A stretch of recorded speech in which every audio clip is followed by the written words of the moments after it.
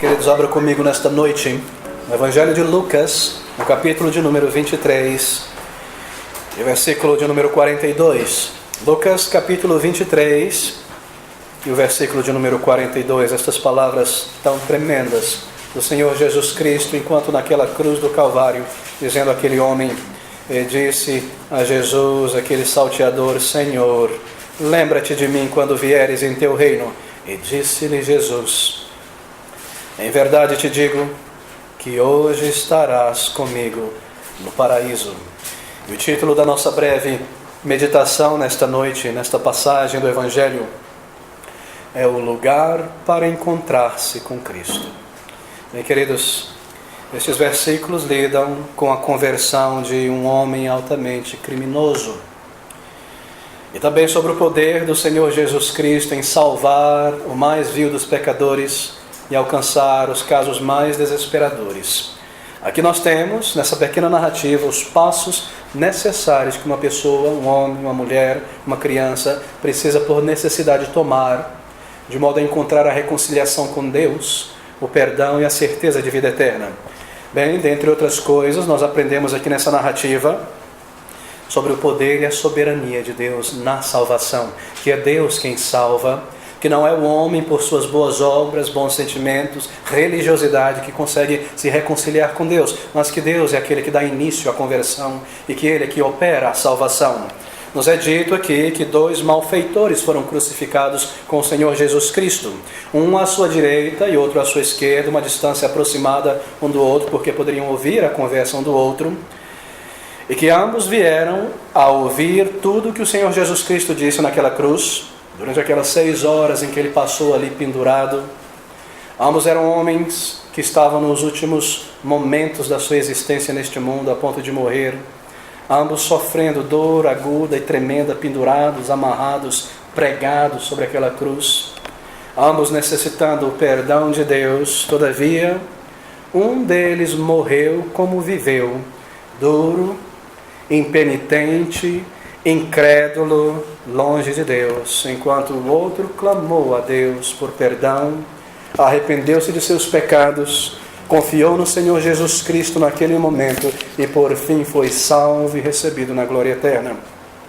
Outra coisa que nós aprendemos também nessa narrativa é a respeito da necessidade vital de arrependimento de pecados para com Deus, que sem arrependimento não há perdão da parte de Deus, que o arrependimento e a confissão deste salteador de seus pecados é claramente apresentado aqui como um exemplo para nós, foi registrado e conservado aqui pelo Espírito de Deus até hoje, para nós, para o nosso bem, para nós aprendermos que arrependimento é essencial para a conversão, para a salvação. Em terceiro lugar, nós aprendemos também o grande poder do Senhor Jesus e o seu grande desejo de salvar homens e mulheres necessitados, pecadores arrependidos. Ali está o Senhor Jesus. E não há uma prova maior em toda a Bíblia do amor e do poder do Senhor Jesus Cristo em perdoar e salvar do que este incidente registrado aqui. Mesmo ali, pendurado naquela cruz sobre o sol escaldante de Israel, derramando a sua vida, ele estava pronto a não só ouvir com simpatia, mas a responder a um clamor de um pecador arrependido e dar a ele a salvação e a certeza de vida eterna. Se você deseja uma prova, uma evidência de que a salvação de uma pessoa não depende de suas boas obras neste mundo, nem de sua religião, aqui está uma prova clara. Nós temos aqui diante de nós um homem amarrado, pés e mãos, pregado, literalmente incapaz de fazer qualquer boa obra ou caridade para encontrar o favor de Deus, mas ele mesmo, pela graça infinita do Senhor Jesus Cristo, foi salvo sem nenhuma obra de caridade. Ninguém jamais recebeu na face da terra maior segurança e certeza de sua salvação do que este homem que ouviu dos lábios do próprio Senhor Jesus Cristo: hoje mesmo tu estarás comigo no paraíso. Se você deseja uma prova clara, cabal, de que sacramentos, batismo, extrema-unção, o que quer que seja, não são necessários para a salvação, aqui está uma prova evidente. Aquele homem não teve um segundo para descer da cruz e ser batizado, mas entrou no paraíso de Deus naquele mesmo dia com o Senhor Jesus Cristo, sem ter passado pelas águas. Nunca fora batizado, nunca fora membro de uma igreja, nunca teve o seu nome escrito no hall de membros de uma igreja, simplesmente arrependeu-se de seus pecados diante do Senhor Jesus Cristo, crendo e foi salvo. Oh, se ele tivesse tempo de descer dali, certamente, se não fosse o seu último dia, ele teria congregado em uma igreja e cumprido o comando do Senhor Jesus Cristo de ir às águas e participar da ceia do Senhor. Mas aqui está uma prova, queridos, de que você não precisa da parnafalhária litúrgica das igrejas para ser salvo, que é uma questão de arrependimento de pecados e de verdadeira fé no Senhor Jesus Cristo. Aqui está um exemplo de como o Senhor Jesus Cristo nunca mudou, nem o seu evangelho jamais mudou, de que um caminho de salvação é um único e sempre o mesmo em todas as eras, épocas, até o fim, até que o Senhor Jesus Cristo retorne ao mundo. Que há esperança para o mais vil dos pecadores, o mais perverso dos homens e das mulheres, que há esperança sim, para o caso mais desesperador, se somente nós nos arrependermos de nossos pecados, colocando toda a nossa fé e confiança no Salvador, que é Jesus Cristo Senhor. Bem, o contexto deste acontecimento é este. Eram 9 horas da manhã, quando o Senhor Jesus, junto com aqueles 2 malfeitores, foram conduzidos à cruz do Calvário. A zombaria, o deboche, o divertimento dos líderes religiosos tinha aumentado mais e mais e chegado ao ápice e ao cúmulo do desprezo contra Jesus Cristo. E nós lemos no versículo 35 que o povo estava olhando e também os principais zombavam dele, dizendo aos outros: salva-se a si mesmo, se este é o Cristo, o escolhido de Deus. Depois de perseguir o Senhor Jesus Cristo por tanto tempo, ali estava Jesus no lugar em que eles queriam, e a sua revanche agora é lançada contra o Senhor Jesus Cristo, o seu inimigo, exposto ao deboche, exposto ao ridículo, exposto ao desaforo de todas as pessoas de Jerusalém. Cristo tinha exposto a hipocrisia dos líderes religiosos de Israel, e o fingimento e a falsidade daquela religião mecânica daquela época, e agora eles tinham a oportunidade de revidá-lo e de desprezá-lo. As multidões também, insufladas pelo ego dos líderes religiosos, gritavam zombarias contra o Senhor Jesus Cristo. Antes cantavam seus louvores, dizendo hosanas ao seu rei, mas agora crucifica-o, crucifica-o. Antes, por ver os seus milagres, experimentar dos pães e dos peixes, diziam: é o Filho de Deus, mas agora crucifica-o, para fora com este, nos dê um criminoso, Barrabás, e não este homem. Ao seu lado estavam 2 salteadores também sendo crucificados. O versículo 32 nos diz: e também conduziram outros 2 que eram malfeitores, para com eles serem mortos. Eu leio na página 1139. 2 salteadores sendo conduzidos para serem mortos com ele. É muito interessante pensar sobre isso, queridos. Ao lado esquerdo estava um salteador, ao lado direito outro salteador, e no meio o Senhor da glória, Jesus Cristo. Ao seu lado 2 salteadores, diz Lucas, eram malfeitores.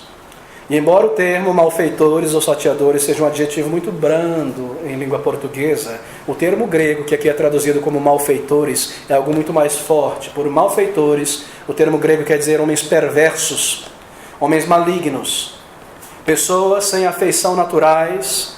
Provavelmente esses 2 pertenciam ao bando de Barrabás, que se envolveram em uma insurreição em Jerusalém e assim foram presos junto com seu líder. E ali o líder foi solto para que Jesus Cristo fosse colocado naquela cruz. E ali estavam os 2 comparsas de Barrabás. Eles não eram salteadores comuns, do tipo de ladrão de galinha, não, queridos. Dizem nossos historiadores que um salteador ordinário, um malfeitor comum, não seria levado à cruz do Calvário. Eram párias da sociedade. Eram ladrões profissionais, assassinos, pessoas que tinham tirado a vida de outros indivíduos, homens que armavam emboscadas, pessoas que invadiam casas, violentavam mulheres, ladrões, criminosos, pessoas cuja justiça romana determinava que não somente deveriam morrer, mas deveriam morrer experimentando a morte pela tortura, e a cruz era exatamente isso, um instrumento de tortura e de morte. A cruz era isso para salteadores, e ali estavam estes 2, e ali foram colocados o Senhor Jesus Cristo também. Nós lemos no Evangelho de Mateus, uma narrativa paralela a esta, que os 2 insultavam o Senhor Jesus Cristo. E se o linguajar daqueles homens, por natureza, já era um linguajar baixo, sujo e vil, agora, sobre tortura e dor, nós podemos imaginar as palavras imundas, de ódio dirigidas por esses dois contra o Senhor Jesus Cristo. Palavras terríveis. Lucas nos informa aqui, no versículo 39, que um dos malfeitores que estavam pendurados blasfemava dele, isto é, usava palavras religiosas de blasfêmia contra o Senhor Jesus Cristo. Todo desprezo, todo ódio daqueles dois homens contra o Senhor Jesus Cristo, homens perversos que agora encaravam a morte com uma consciência culpada e amaldiçoavam o Senhor Jesus Cristo. Por quê? Porque Jesus Cristo representava tudo aquilo que eles lutaram e viveram contra. O Senhor Jesus Cristo representava retidão, justiça, verdade. Bem é possível que eles tenham odiado o Senhor Jesus Cristo também, porque Jesus atraiu toda aquela multidão ali para ver a morte deles. E a humilhação. Amigos de infância, eram judeus, pessoas com que cresceram, pessoas que eles tinham roubado, por isso eles detestavam Jesus naquele momento, e assim dirigiam a ele palavras indignas e violentas. Mas nós lemos que de repente algo tremendo e maravilhoso acontece com um deles. Está aqui no versículo 40, que de repente, respondendo pois o outro salteador, disse... Repreendia o outro salteador, dizendo: tu nem ainda temes a Deus, estando na mesma condenação. Em determinado momento estavam dois malfeitores se dirigindo a Jesus Cristo com palavras de ódio, e de repente um deles parece experimentar uma transformação tão tremenda, como que do nada, que ele passa não só a defender o Senhor Jesus Cristo, mas a colocar-se ao lado dele, e deixou de insultá-lo, passando a defender a sua honra e mesmo a testemunhar do Senhor Jesus Cristo, dizendo: nós merecemos, mas este nenhum mal jamais cometeu. Aqui no versículo de número 40, respondendo porém o outro, repreendia, dizendo: tu ainda temes a Deus, estando na mesma condenação, e nós, na verdade, com justiça, porque recebemos o que os nossos feitos mereciam, mas este nenhum mal fez. Que palavras tremendas! Em um curto espaço de tempo, como que do nada, aparentemente aos nossos olhos, uma transformação tão grande, uma conversão na alma, uma mudança de comportamento e de atitude para com Jesus Cristo. Algo imenso aconteceu com aquele indivíduo ali naquela cruz. Algo que a palavra de Deus explica sendo o poder de Deus em operação, e nada mais poderia transformar uma situação como ela, senão o próprio Senhor Jesus Cristo. Houve ali uma verdadeira conversão em sua alma. Houve ali naquela cruz, pelo poder de Jesus Cristo, um homem sendo salvo e transformado, mesmo no seu leito de morte, se eu posso assim dizer. Ó, queridos, o que mudou na vida daquele homem? O que levou a essa transformação repentina, sob aquele sol escaldante, pregos em seus braços e pés, humilhado e detestado, com ódio em seu coração, ao ponto de deixar este mundo, de repente, uma transformação tão imensa como esta? Como foi que aquela grande, maravilhosa mudança aconteceu de repente, em um pequeno período de espaço, arrependendo-se, voltando-se a Jesus Cristo, crendo nele?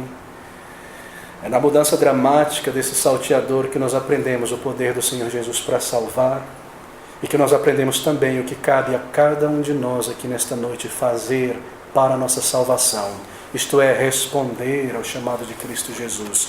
Aquele criminoso, queridos, ele ouviu um sermão, foi isso que aconteceu. Ali pendurado naquela cruz, ele ouviu um grande sermão. A primeira parte daquele sermão foi um sermão não falado, sem palavras, mas um sermão apenas visto. Um sermão visto no comportamento e na postura do Senhor Jesus Cristo. Ali estava aquele ladrão. Ele nunca tinha visto um homem como Jesus Cristo, o Senhor.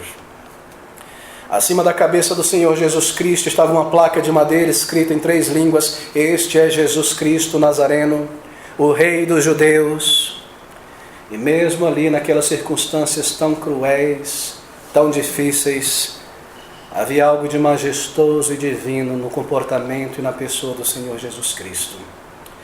Ao invés de revidar e de ofender e de xingar os seus ofensores, ao invés de praguejar e prometer maldição sobre os seus ofensores, ele pediu ao seu Pai que lhes perdoasse, porque não sabiam o que estavam fazendo.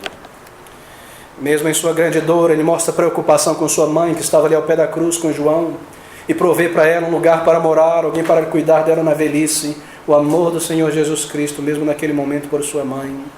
Mesmo estando pregado à cruz, O ladrão podia ver naquele homem Jesus Cristo, a sua majestade, sua santidade, sua bondade, um sermão pregado sem palavras. E ele veio entender que Jesus Cristo não era um homem comum. E ele veio perceber que havia algo de divino no Senhor Jesus Cristo. E essa foi a primeira parte desse sermão que ele ouviu. Um sermão sem palavras. Então veio a segunda parte desse sermão, que foi em palavras, mas não pregada pelo Senhor Jesus Cristo, e sim pregada pelos seus oponentes, pelos inimigos do Senhor Jesus Cristo. Nós lemos no versículo 35 que o povo estava olhando em volta, e também os príncipes, isto é, os principais líderes de Israel, zombavam dele, de Jesus, dizendo: aos outros salvou. Ouça essas palavras: aos outros salvou. Eles acusavam Jesus de ter salvado outras pessoas. Salve-se a si mesmo, se este é o Cristo, o escolhido de Deus. E os soldados também os escarneciam, chegando-se a ele, apresentando-lhe vinagre, zombaria, ódio. Oh, era verdade o que eles estavam dizendo sobre Jesus. Era verdade o que aqueles principais dos fariseus estavam dizendo contra Jesus Cristo. Sim, o Senhor Jesus Cristo tinha salvo muitas pessoas, e tinha dado visão aos cegos, e tinha chamado mortos de volta à vida, e curado, e alimentado, e feito coisas tão tremendas e verdadeiras. Era verdade o que eles estavam acusando. Salvou aos outros, expulsou demônios, curou os enfermos. Ele também havia transformado a vida de milhares de pessoas, não só de Israel, como de outros países. Era verdade o que aqueles líderes estavam dizendo. E assim, como se poderia explicar isso? Aquele homem deve ter pensado naquela cruz. Como pode-se explicar que um homem que tenha feito tantas coisas como essa possa ser pendurado conosco nessa cruz de dor e agonia para morrer como um criminoso? E esse foi o início da jornada daquele homem para o arrependimento, para o perdão, para a salvação. Ele passou a ver a Jesus Cristo como ele verdadeiramente era. Ele entendeu que ali estava o Salvador profetizado, o Messias que veio ao mundo, aquele a respeito de quem ele ouviu tantas vezes na infância. Era um salteador judeu, obviamente, alguém que tinha crescido em Israel. E como toda criança israelita tinha ido às sinagogas, e provavelmente ouviu tantas vezes a respeito do Messias. E ali ele pôde ver pela primeira vez que o Messias tinha vindo, que estava ali diante dele naquela cruz. Talvez ele tenha se recordado de Isaías, capítulo 53, que fala sobre a morte e crucificação do Senhor Jesus Cristo. Talvez ele tenha conhecido pessoalmente alguém que fora restaurado por Jesus, curado, transformado, um endemoniado de sua família, talvez, que fora liberto. Talvez e provavelmente ele mesmo tenha ouvido um dos grandes sermões do Senhor Jesus Cristo. Talvez ele tenha ouvido aquelas palavras quando Cristo disse: eu sou o pão da vida, eu sou a ressurreição e a vida. Talvez ele tenha ouvido palavras do Senhor Jesus Cristo em várias oportunidades. E assim, queridos, ele ouviu um sermão sem palavras, no comportamento e na postura de Cristo, e mesmo através de seus inimigos. E ali começa a jornada daquele homem para a salvação. E assim, também deve começar a jornada de todo homem e mulher que um dia haverá de encontrar a paz com Deus e a certeza de vida eterna. Se nós desejamos o perdão de nossos pecados nessa noite, se nós estamos em busca da salvação e certeza de vida eterna, como esse malfeitor, como esse salteador, pela primeira vez nós devemos olhar para Jesus como Ele é e vê-lo em sua majestade. E assim nós precisamos lançar fora de nosso pensamento toda a ideia, todo o ensino que reduz o Senhor Jesus Cristo a um mero revolucionário social, a um mero político, um hippie, um comunista, qualquer coisa do tipo, e vê-lo como ele é representado em sua palavra, como Deus que se fez homem, como Salvador que veio a este mundo. Esse é o início para se aproximar de Cristo. Aqui está o passo inicial para encontrar o perdão e a certeza de vida eterna. Vê-lo como um Salvador que veio ao mundo. Nunca houve ninguém como o Senhor Jesus Cristo. Deus que se fez homem, igual ao Pai, igual ao Espírito Santo. A palavra de Deus nos diz que Ele criou todas as coisas pela palavra do seu poder. Foi Ele quem criou o universo, foi Ele quem formou as constelações, foi Ele que deu vida ao ser humano e criou todas as coisas por sua palavra. Por causa dele, este mundo ainda continua a orbitar em seu eixo. Por causa dele, a história humana continua a se desenvolver, porque ele retornará um dia. É por causa de Jesus Cristo que homens e mulheres como nós, apesar de nossos pecados, continuamos a ter uma chance de reconciliação com Deus, porque Ele determinou voltar a este mundo um dia. Jesus Cristo, Salvador. O maior esforço do inimigo, de Satanás, é confundir homens e mulheres a respeito de Jesus Cristo. E não é de se assustar que haja todo tipo de ideia a respeito de Jesus em toda parte. Sim, ele foi um revolucionário social, foi um político, foi uma pessoa que veio dar exemplo, todo tipo de definição, menos aquela que ele mesmo declara ser o caminho, a verdade e a vida, o Salvador que veio ao mundo. Oh, queridos, a Bíblia inteira é a respeito do Senhor Jesus Cristo. Toda a narrativa da palavra de Deus é a respeito do Messias que viria e que veio e que haverá de voltar. A Bíblia inteira olha e aponta para Jesus Cristo, Senhor, e é assim que nós devemos encará-lo, se nós desejamos encontrar o perdão do Senhor Jesus Cristo e a certeza de vida eterna, como aquele que é capaz de salvar, como aquele que possui a chave do céu, como aquele que abriu o caminho que conduz a Deus. Nós devemos compreender e encará-lo como Ele é, e assim nos aproximar em reverência diante do Senhor Jesus Cristo. É necessário nos portarmos em reverência e maravilha diante do Salvador, e olhar para Ele como o verdadeiro e único Salvador que Deus enviou a este mundo, o único caminho de reconciliação com Deus. Se você está buscando a salvação nesta noite, olhe para Jesus desta maneira. Não veja apenas um corpo dilacerado na cruz, veja o que está ali encoberto, a sua obra. A maior de todas as transações no universo, Ele se entregando no lugar de pecadores, o justo no lugar de criminosos, a sua justiça no lugar de nossos pecados, o seu amor e misericórdia por pessoas tão necessitadas como nós. É assim que nós olhamos para Ele. E você deve olhar para Ele dessa maneira, porque se você não o fizer enquanto estiver deste mundo, deste lado da eternidade, você terá que encará-lo um dia, não como um Salvador, mas como um juiz, mas como aquele que haverá de levar você e eu a prestarmos contas por nossos pecados. Oh, olhe para Jesus pela primeira vez com os teus olhos abertos, contemple o Salvador que veio ao mundo e assim se aproxime dele, como este salteador se aproximou. Como ele veio a Jesus Cristo, preso naquela cruz, de que maneira ele olhou para o Senhor Jesus Cristo. Como pode aquele homem, após ter ouvido aquele sermão, em parte por palavras e em parte sem palavras, buscar o arrependimento e se voltar ao Senhor Jesus Cristo? Seria possível? Ele disse a si mesmo que de fato este é o Messias que a nação tanto esperou. Embora fosse um fora da lei, como eu mencionei, ele era um judeu. E certamente naquele momento Isaías 53 veio à sua mente. Oh, abra comigo essas palavras tão profundas de Isaías. No capítulo 53, o versículo de número 4 em diante, uma profecia, 780 anos antes da vinda de Jesus, em detalhes, declarando o que ele haveria de fazer naquela cruz. Isaías capítulo 53, versículo 4, este salteador certamente lembrou desse versículo que tantas vezes ele tinha ouvido nas sinagogas sobre Jesus. Versículo 4, verdadeiramente, ele tomou sobre si as nossas enfermidades e as nossas dores levou sobre si. E nós o reputávamos por aflito, ferido de Deus e oprimido. Mas ele foi ferido por causa das nossas transgressões e moído por causa das nossas iniquidades. O castigo que nos traz a paz estava sobre ele, e pelas tuas pisaduras fomos sarados. Todos nós andávamos desgarrados como ovelhas, cada um se desviava pelo seu próprio caminho. Mas o Senhor, isto é, o Pai, fez cair sobre ele a iniquidade de todos nós.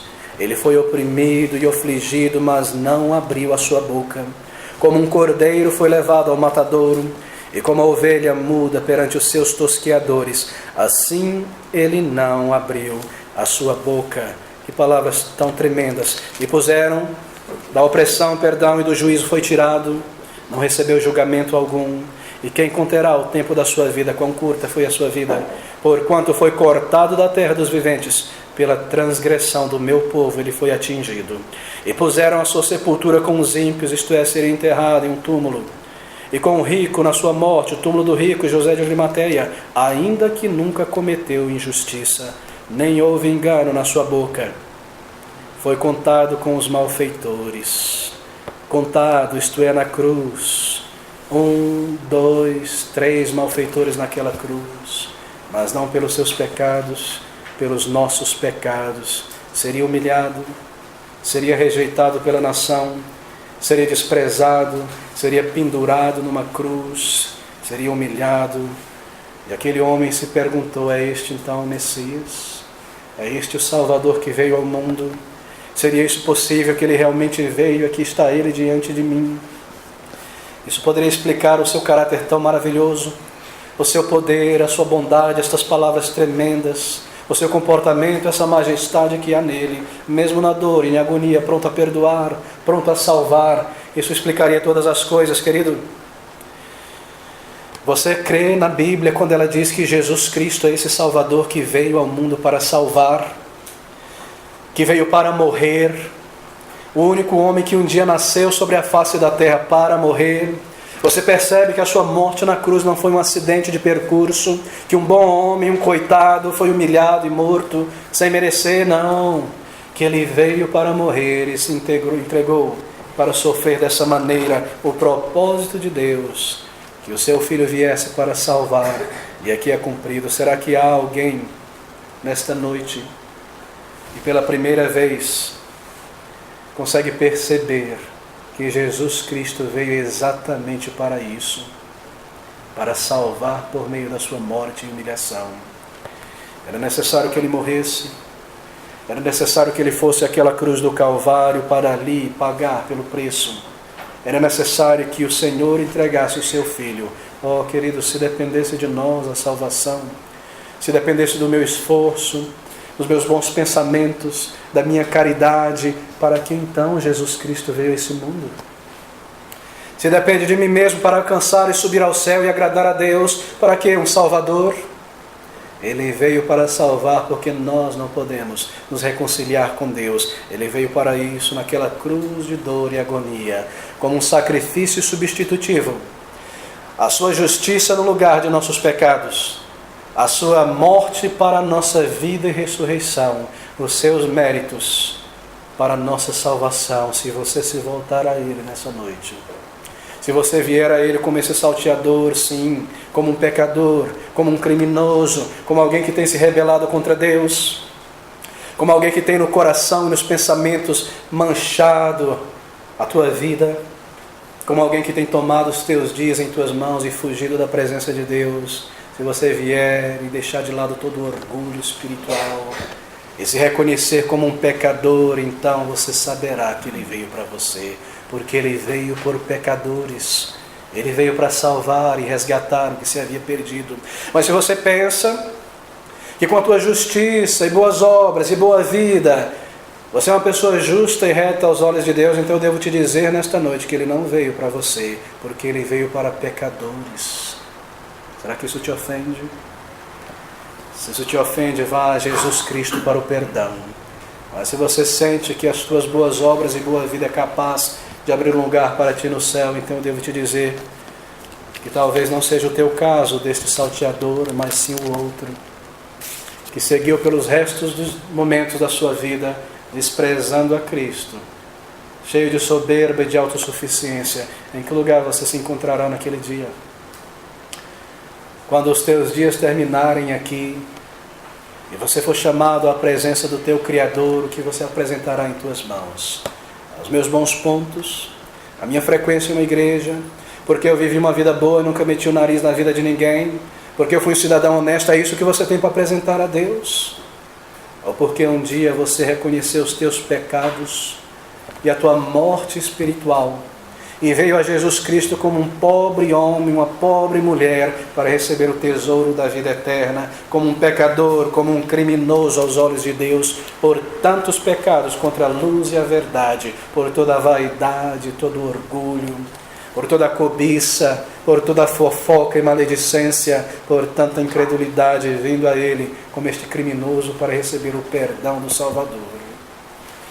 Aquele ladrão olhou para o Salvador outra vez. Por um momento ele pensou e considerou quem era aquele homem e compreendeu que ele era o Messias. Então ele volta os seus olhos para Jesus Cristo e vê como o Senhor Jesus Cristo estava cheio de preocupação pelos outros, mesmo em sua morte.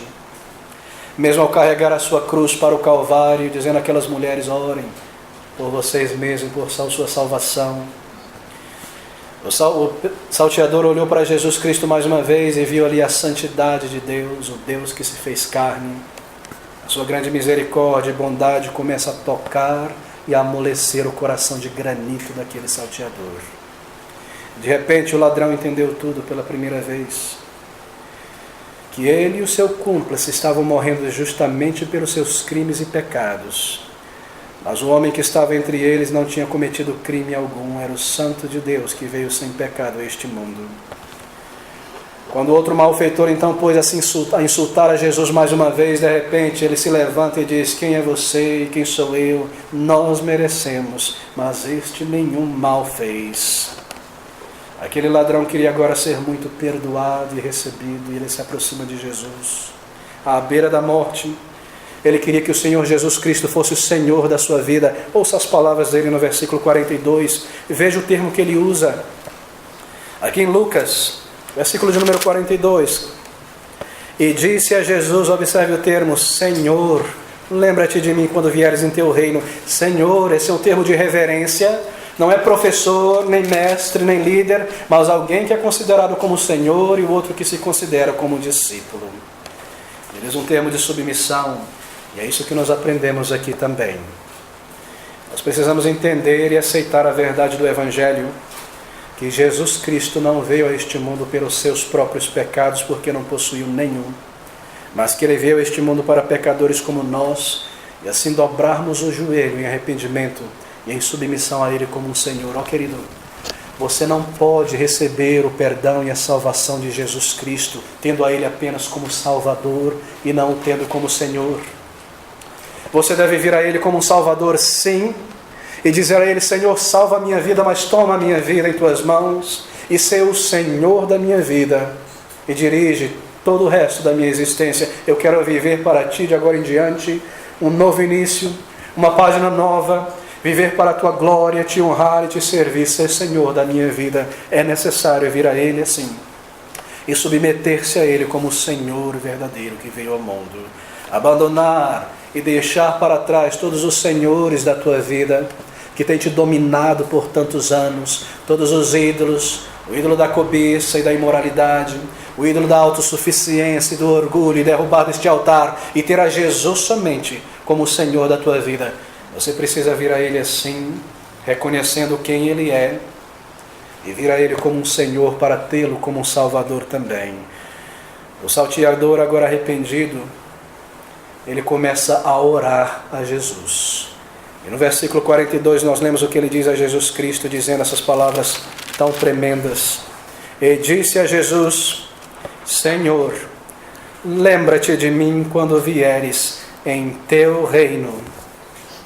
Enquanto a sua vida se esvaía naquela cruz, o criminoso volta-se a Jesus Cristo em oração agora. Pela primeira vez uma oração sai de seus lábios. Uma oração, sim, queridos, uma oração de olhos abertos, dirigida ao Senhor Jesus Cristo naquela cruz, dizendo a Ele com palavras tão simples: Senhor Jesus, lembra-te de mim quando entrares em teu reino. Foi uma oração de arrependimento, foi uma oração de rogo, foi uma oração de entrega. Senhor, aqui está toda uma teologia nessas pequenas palavras. Lembra-te de mim quando entrares no seu reino. Ele passou a crer que Jesus é Senhor. Ele passou a crer que Jesus possui um reino que não é deste mundo. Ele passou a crer que este reino é no céu, que é possível homens e mulheres entrarem ali. Ele passou a crer em tudo aquilo que ele tinha desprezado por tanto tempo, e assim somos nós precisamos passar a crer que Jesus Cristo é verdadeiro e as suas palavras são. E quando ele diz que não há um outro caminho para a vida eterna, nós devemos abandonar toda a noção que diz que todos os caminhos conduzem a Deus e crer nessa verdade que diz que Ele é o único caminho e a única verdade e a vida digna de ser vivida, e que absolutamente ninguém pode vir ao Pai senão através dele. Crer como aquele homem creu. E como aquele homem, você deve estar pronto a clamar a Jesus por salvação. Senhor, lembra-te de mim. São essas as palavras que nós trazemos a Cristo em oração. Palavras humildes, palavras sinceras, palavras de rogo. Você não se achega a Deus em oração e diz: aqui estou eu, pode me salvar, eu mereço. Se eu for salvo, eu vou ser um grande ganho para o teu reino. Não, de maneira nenhuma. Aqui estou eu, Senhor, um criminoso diante de ti, um pecador, lembra-te de mim.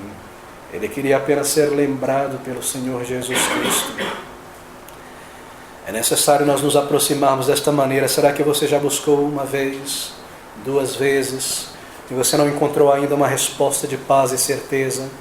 Talvez você não tenha vindo de acordo com este critério, em fé, em arrependimento, em verdadeira entrega. Esta é a maneira, este é o caminho.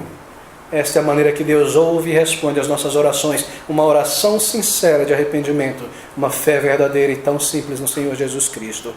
Jesus Cristo, que veio a este mundo por transgressores, que tomou o lugar daqueles que um dia se voltariam ao Pai por meio dele naquela cruz. Ele tomou o lugar deles. Se você simplesmente crer nesta verdade e se entregar por inteiro e confessar a Ele tudo que está em teu coração. Você não precisa abrir uma lista imensa de pecados, mas diz a Ele aquilo que Ele tem trazido à tua consciência. Diz com sinceridade, põe o coração neste arrependimento, clame por vida, creia que ao se arrepender Ele vai te ouvir. Venha em humildade, tomando o nosso lugar, levando sobre si para a nossa salvação. Somente Jesus Cristo poderia salvar aquele homem. Pilatos poderia libertar Barrabás da cruz, mas somente Jesus Cristo poderia perdoar um homem e uma mulher tão rebelde da condenação eterna e libertar aquele homem da condenação naquele dia. Pensa sobre esse salteador, amigo. Nós terminamos aqui. Será que o Senhor Jesus Cristo prometeu a ele o céu naquele momento por algo que ele tinha feito, por suas boas obras, por sua caridade? Será que ele teve algum tempo de consertar a sua vida, pagar as suas dívidas, voltar à prisão? Ele estaria morto em poucas horas, em poucos minutos, na verdade. Salvo sem nenhum mérito. Salvo sem nenhuma boa obra. Salvo sem ter praticado qualquer caridade. Salvo simplesmente pela fé em Jesus Cristo, pelo arrependimento de seus pecados. Ali, se há alguma coisa que destrói por completo todo o ensino do purgatório, são essas palavras do Senhor Jesus Cristo no versículo 43. Ouçam essas palavras do Salvador. E disse-lhe Jesus: em verdade te digo que hoje estarás comigo no paraíso. Não amanhã, não depois de um tempo no purgatório, imediatamente naquele dia. Hoje estarás comigo no paraíso. Deus está ensinando aqui e registrando este evento na sua palavra para nós hoje. Você não precisa ser uma pessoa especial para ser salva. O que há de especial neste homem? Você não precisa estar em um lugar especial para entregar a tua vida ao Senhor Jesus Cristo e orar por perdão. Pode ser debaixo de uma árvore, no trânsito, em lugar tranquilo, em casa. Você não precisa dizer palavras especiais previamente memorizadas ou repetições vazias e mecânicas. Apenas uma oração sincera de entrega. Senhor, lembra-te de mim hoje, como tu lembraste daquele homem naquela cruz um dia. Senhor, salva-me. Senhor, perdoa-me. Senhor, ouve o meu clamor, salva a minha alma. Nada mecânico, direto a Ele, sem intermediários, direto a Jesus Cristo, mediador que veio a este mundo, sem a parnafalhada da religião, sem a necessidade de um padre, de um pastor, de um pai de santo, direto ao Salvador, as tuas palavras voltadas a Ele pela fé, em verdadeiro arrependimento. Senhor, salva a minha alma. Um desejo sincero de perdão e de arrependimento, acompanhando essas palavras. Pense sobre as palavras de Jesus mais uma vez. Que conforto e que alegria aquele homem não deve ter sentido em sua alma, naquele momento, quando ele ouviu essas palavras do versículo 43 de Jesus. Em verdade, e essa é a tradução da palavra amém, assim, assim, uma dupla certeza, em verdade te digo, hoje estarás comigo no paraíso. Hoje, que velocidade, comigo, que companhia, no paraíso, que alegria, que certeza. Hoje estarás comigo. Quem entrará no céu, amigos? Quem entrará no céu? Cristo Jesus, pelos seus próprios méritos e todo aquele homem, mulher e criança que um dia buscou os méritos de Jesus para a salvação. Será que você pode ter certeza absoluta da sua salvação quando você vier a Jesus Cristo em arrependimento e fé? É possível isso? Ouça essas palavras do Salvador. Em verdade estarás comigo no paraíso. Aqui está a fonte, a base da sua certeza. Jesus Cristo, a sua obra, a sua vida, as suas palavras. Se você vier a Ele, não há complexidade, não há nada difícil se aproximar de Jesus Cristo. Apenas palavras de arrependimento pela fé, crendo como olhando para Jesus pela fé, rogando por vida e se entregando por inteiro. O poder e o desejo do Senhor Jesus Cristo de salvar aquele homem é o mesmo poder e desejo de salvar todo homem e mulher que se aproxima dele em arrependimento ainda hoje. Faça isso ainda esta noite. Você não sabe o dia de amanhã. O passado é algo que não volta mais. O porvir é algo que talvez não venha. Você somente tem hoje. É por isso que a palavra de Deus diz: se hoje ouvirdes a voz do seu Espírito pela palavra em teu coração, não endureça o teu coração. Não deixe para amanhã. Não dê mais um dia a Jesus. Venha hoje crendo. Faça isso ainda esta noite. Busque um lugar tranquilo. Traga ao Senhor o teu coração em arrependimento e fé. Diga a Ele a tua necessidade. Clame por vida e por perdão com palavras tão simples. Use essas palavras se necessário deste homem. Põe o teu coração e o teu arrependimento nelas. Diga ao Senhor Jesus Cristo a tua necessidade, crendo nele, se entregando. E se você fizer isso nesta noite ainda, então você pode ter certeza que serão verdadeiras essas palavras a respeito de você. E Ele te dirá, naquele último minuto da tua vida, quando você tiver que partir deste mundo, quando a luz deste mundo se apagar para você, você ouvirá do Salvador também: hoje, comigo, no paraíso. Que Deus nos abençoe. Vamos orar juntos.